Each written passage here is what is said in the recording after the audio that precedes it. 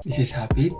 Di sini saya akan merangkum materi dari pertemuan 1 dan pertemuan 2. Mata kuliah komunikasi bisnis. Langsung saja masuk ke yang pertama, pengertian komunikasi bisnis.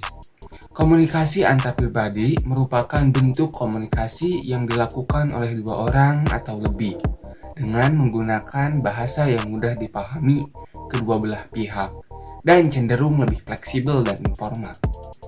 Komunikasi lintas budaya merupakan bentuk komunikasi yang dilakukan antar dua orang atau lebih yang masing-masing memiliki budaya yang berbeda karena perbedaan geografis.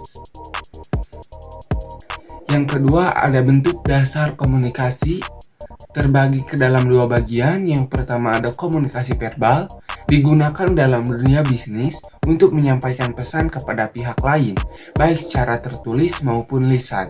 Contohnya, membuat dan mengirim surat pengantar ke suatu perusahaan. Yang kedua ada komunikasi nonverbal, dengan menggunakan gerakan-gerakan tubuh sebagai alat komunikasi. Contohnya mengerutkan dahi untuk menunjukkan sedang berpikir atau menggelengkan kepala untuk menunjukkan tanda tidak setuju. Nah, yang ketiga ada munculnya kesalahpahaman komunikasi.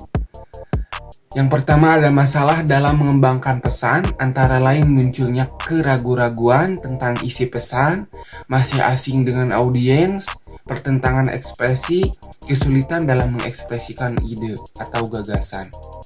Yang kedua ada masalah dalam menyampaikan maupun menerima pesan. Selanjutnya yang keempat ada bagaimana memperbaiki komunikasi. Yang pertama ada persepsi. Seorang komunikator yang cerdas harus dapat memprediksikan apakah pesan-pesan yang disampaikannya dapat diterima oleh komunikan sesuai dengan sudut pandang komunikan. Yang kedua, ketetapan secara umum audiens mempunyai suatu kerangka berpikir yang jelas. Perlu adanya ekspresi agar komunikasi yang dilakukan dapat berjalan lancar dan tepat sasaran. Yang ketiga ada kredibilitas komunikator. Perlu memiliki suatu keyakinan dan optimisme yang tinggi bahwa audiensnya adalah orang-orang yang dapat dipercaya. Yang keempat ada pengendalian. Dalam komunikasi, audiens akan memberikan suatu reaksi atau tanggapan terhadap pesan yang disampaikan. Reaksi mereka dapat membuat komunikator tertawa, menangis, bertindak, mengubah pikiran, atau lemah lembut. Yang kelima, ada keharmonisan. Komunikator yang baik tentu akan selalu dapat menjaga hubungan persahabatan atau silaturahmi yang baik dengan audiens sehingga komunikasi dapat berjalan lancar dan mencapai tujuan. Oke, langsung saja ke kesimpulannya.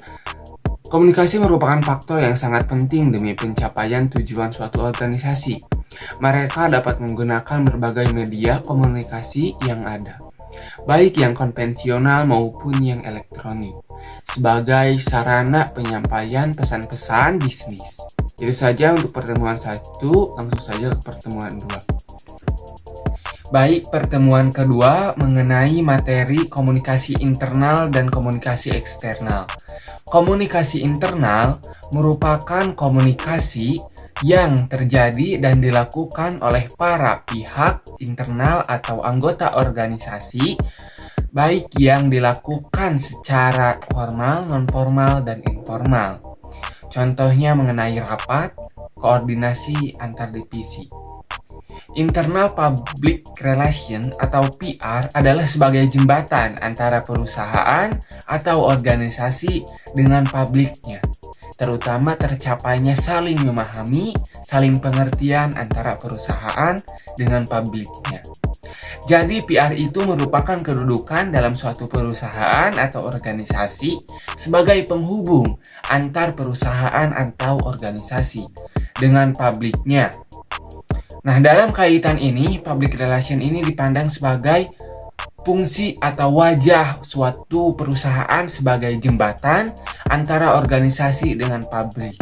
Dan dari public relation inilah manajemen dapat menerima dan mengolah informasi yang ada untuk kemudian mengambil keputusan strategis dalam rangka mengembangkan suatu organisasi tersebut. Nah, yang kedua ada media yang dapat digunakan untuk komunikasi internal, seperti majalah, dinding, koran, dan lain-lain. Selanjutnya, komunikasi eksternal. Yang pertama ada pengertian komunikasi eksternal. External Public Relation merupakan bagian yang menangani permasalahan komunikasi publik di luar organisasi. Tujuannya menjalin hubungan baik dengan publik eksternal sebagai perantara informasi kepada publik eksternal dan menyeleksi komunikasi eksternal. Nah, yang keduanya adalah media yang dapat digunakan dalam komunikasi eksternal dapat berupa bakti sosial, brosur, pameran, poster, konferensi pers, dan lain-lain. Kesimpulannya, komunikasi internal secara sederhana adalah komunikasi yang terjadi dan dilakukan oleh para pihak internal atau anggota dalam organisasi, baik yang dilakukan secara formal, non-formal, dan informal. Komunikasi eksternal berarti komunikasi yang terjalin antar organisasi maupun masyarakat dalam berbagai macam bentuk. Nah, untuk media komunikasi eksternal misalnya konferensi pers, pameran, televisi maupun bakti sosial.